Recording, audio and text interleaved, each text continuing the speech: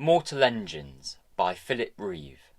Part 1, Chapter 4. The Out Country. Silence. Silence. He couldn't understand it. Even when London wasn't moving, there was usually some sort of noise in the dormitory. The whir of ventilators, the hum and the rattle of distant elevator shafts, the snores of other apprentices in the neighbouring bunks. But now, silence. His head ached. In fact, all of him ached.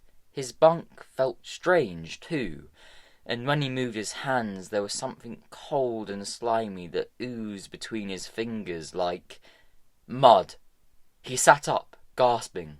He wasn't in the third-class dormitory at all. He was lying on a great humpbacked mound of mud on the edge of a deep trench, and in the thin pearl-grey light of dawn he could see the girl with the ruined face sitting nearby.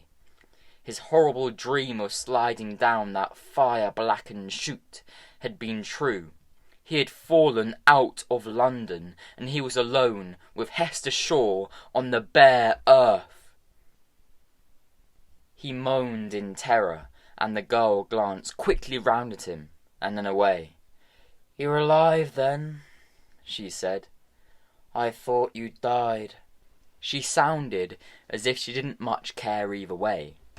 Tom scrambled up onto all fours, so that only his knees and his toes and the palms of his hands were touching the mud.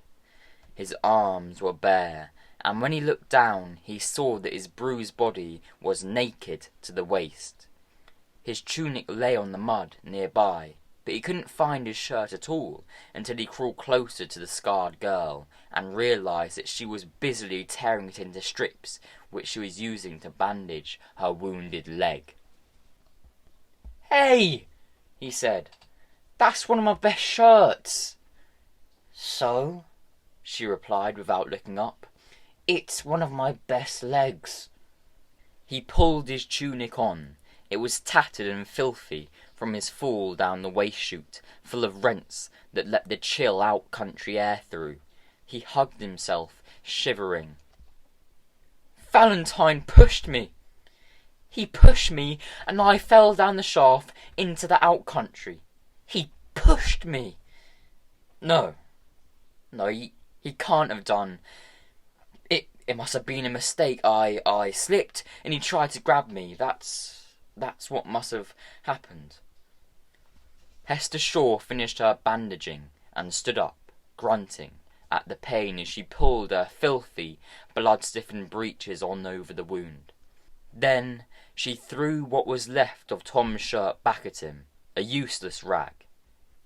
"You should have let me kill him," she said, and turned away, setting off with a kind of furious limp up the long curve of the mud. Tom watched her go, too shocked and bewildered to move. It was only when she vanished over the top of the slope that he realised he didn't want to be left alone here. He would prefer any company, even hers, to the silence. He flung the torn shirt away and ran after her, slithering in the thick, clagging mud, stubbing his toes on the fragments of rock and torn-up roots.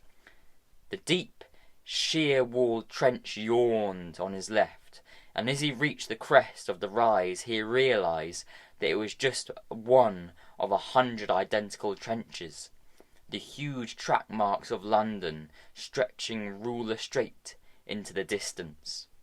Far, far ahead he saw his city, dark against the brightening eastern sky, wrapped in the smoke of its own engines. He felt the cold tug of homesickness.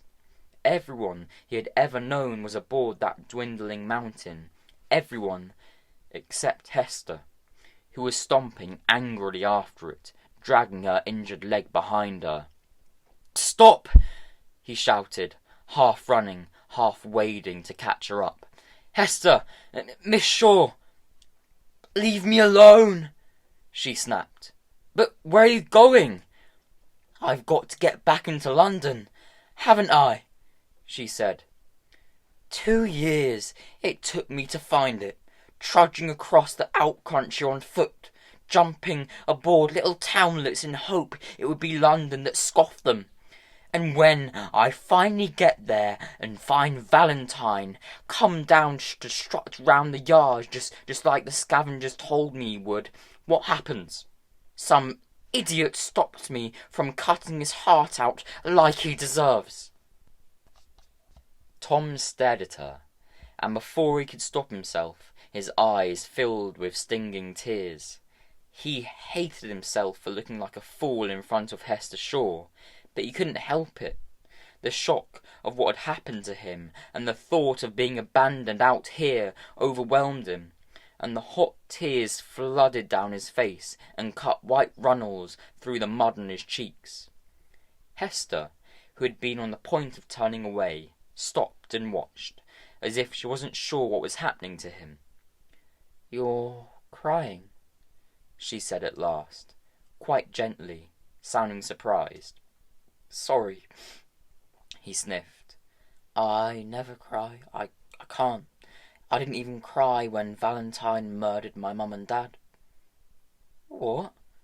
Tom's voice was all wobbly from weeping. "Mr. Valentine would never do something like that. Catherine said he couldn't even bring himself to shoot a wolf cub. You're lying." "How come you're here, then?" she asked, mocking him. "He shoved you out after me, didn't he? Just because you'd seen me?" "You're lying," said Tom again, but he remembered those big hands thrusting him forward, remembered falling, and the strange light that had shone in the archaeologist's eyes. "Well?" asked Hester. "He pushed me," murmured Tom, amazed. Hester Shaw shrugged, as if to say, See what he's really like?"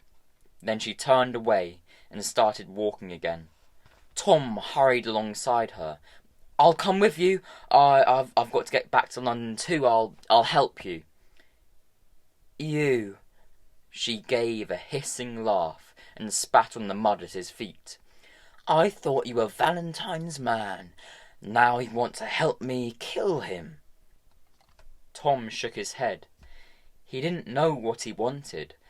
Part of him still clung to the hope that it was all a misunderstanding and Valentine was good and kind and brave. He certainly didn't want to see him murdered and poor Catherine left alone without a father. But he had to catch up with London somehow, and he couldn't do it alone. And anyway, he felt responsible for Hester Shaw. It was his fault that she had been wounded after all. "I'll help you walk," he said. "You're injured. You need me."